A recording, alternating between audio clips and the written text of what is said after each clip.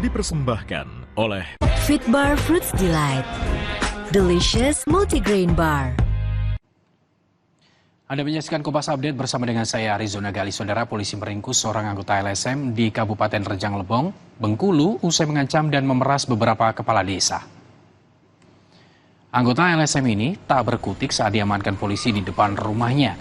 Sebelumnya terduga pelaku ini nekat mengancam dan memeras beberapa kades di Kabupaten Rejang Lebong. Para kades ini, saudara, diminta untuk menyerahkan uang masing-masing 3 juta hingga 15 juta rupiah kepada pelaku. Polisi bergerak cepat setelah salah satu kades melaporkan pemerasan ini. Kini pelaku masih menjalani pemeriksaan di Polres Rejang Lebong.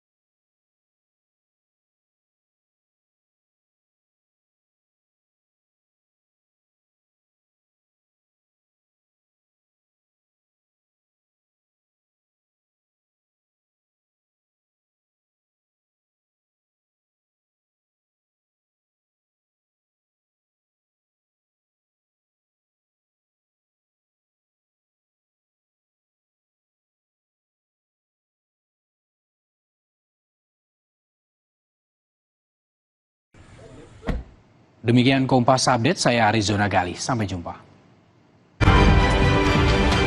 Kompas Update dipersembahkan oleh Plan Stanul Ester.